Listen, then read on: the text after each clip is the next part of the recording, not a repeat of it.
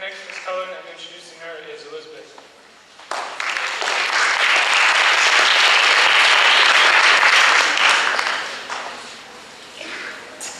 How do you even begin to describe Collen Eileen Hunter?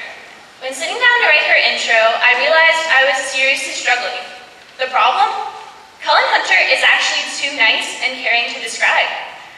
Collen doesn't embarrass herself on a daily basis. Collen isn't mean to anyone, and she's always smiling. Way to overachieve.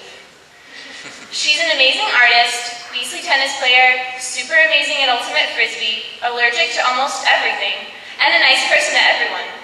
However, this polite and reserved side breaks down with the use of 3 simple words: Boston Red Sox.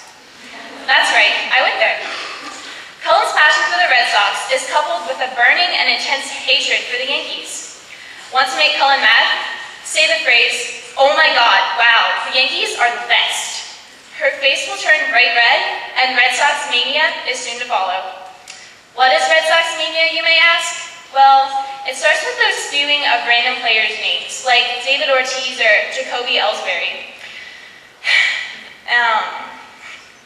It follows then with the spewing of statistics, plays, facts, memorable games, and general evidence as to why the Yankees are obviously the worst team in the world, and how I should instead be worshiping the Red Sox like the true gods that they are. This shouldn't come as a major surprise to most of you though, because if it's an out of uniform day, you can usually find her wearing a Red Sox jersey, sweater, or t-shirt.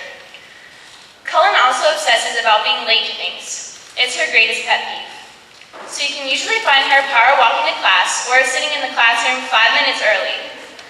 But in all seriousness, Cullen is the most genuinely nice and sweetest person that you will ever meet. She's an extremely respectful, polite, hardworking, and supportive friend. We've been best friends since sophomore year, and I'm really going to miss you and all of our great times next year in college. I know you're going to have an awesome time at DePaul next year, and I hope you find a boyfriend with the last name Edward, so you can get married and be Cullen Edward. I love you like a sister. Good luck on your speech. Put it out.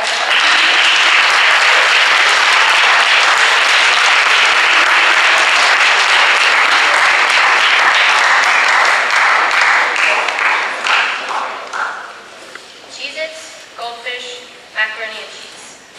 I used to love these foods. I still do, but ever since my junior year, when I was diagnosed with a dairy and gluten food allergy, I know that if I eat something that contains those ingredients, there will be consequences. Thankfully, these allergies are not life-threatening. They are still enough to make every meal a challenge. Before I knew I had food allergies, I indulged in some type of food that contained cheese almost every day and ate whole wheat noodles constantly, and I never knew why my nose was always congested. Months and countless antibiotics of strength that no one should have to use passed by without any relief. I even had a CT scan my freshman year to really see what was going on. When the results came in, every sinus cavity in my head was nearly blocked. The radiologist then showed me an x-ray of normal sinus cavities, and we all wondered how I was breathing. It was awful. Now, eating dairy or gluten means 2 to 3 days of nasal congestion, a few bites of ice cream or a sneak of bread, and in the next few days, I cannot breathe through my nose.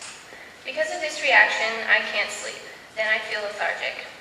When I try to explain this process to someone, I might get an answer like, "I would rather have a stuffed nose and eat what I like." I can easily avoid these bothersome symptoms by simply not eating dairy or gluten, but it's a struggle. Watching my friends and family enjoy the foods I love and ones that I was able to eat is very difficult. They politely, genuinely apologize, but only someone who is in my position fully understands. Oftentimes, at restaurants or family gatherings, there are few choices for me, even though there might be specifically gluten-free options or dairy-free options. Eating anywhere else but home requires me to be disciplined in what I am able to eat. And although I am an adventurous eater, I sometimes have to stick to a normal menu, so I know there is no chance of accidentally eating something cooked in butter or lightly battered in breadcrumbs. Occasionally, I am bad and cheat a little. If I go somewhere that has one of my favorite foods, I get it anyway. To avoid bombarding my immune system with lots of allergens, I space out when I eat the food. For example, there is a candy store in Concord, Massachusetts called Priscilla's, and they have my favorite chocolate toffee pistachios. Even though the chocolate isn't the 70% cocoa or above that it must be in order for me to be able to eat it, I snack on them anyway. Although every meal is an adventure, the journey has been beneficial. The day I came home knowing that I had to throw away my old eating habits, I could not help but feel like a victim. But as time went by and I learned what I could and could not eat, I developed a better understanding of eating healthier and being mindful of what goes in my body. My allergies have forced me to view food from a different perspective, and consequently, I now avoid eating virtually all fast food or junk food. Although this limiting condition restricts me on a daily basis, it has opened my eyes to the importance of food and its relationship to how I feel on a daily basis, but also where my food comes from and how it grew. Since a year ago in November, I have learned more and more that eating simple foods closest to their natural state and a variety of whole grains, of course not gluten, fruits, vegetables, beans, and oils creates a healthier body. I feel better when I eat better, and I really notice when I happen to eat something fried or that contains a lot of sugar or salt. I have become more sensitive to what I eat, and I now pay more attention to the story behind it, including its carbon footprint, whether positive or negative. I realize that it really matters how your food was grown because ultimately it will go into your body. Nasty preservatives and synthetic ingredients are the thing of the past for me, because now more than ever, I believe in the saying, you are what you eat.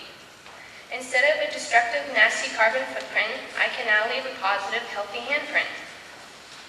And an article I read the other day mentioned these handprints because it was a way of showing people who are so focused on the negative human effects on the earth a positive way to think about living here. For example, recycling bottles, reusing plastic bags from the grocery store, or planting a small garden would all be part of a person's handprint. However, many ecologists mention that the earth would have been better without us. Our energy consumption is off the charts, we shower our crops in chemicals, and we are draining resources at a pace Mother Nature can't keep up with. The effects of these actions will have profound impacts for future generations.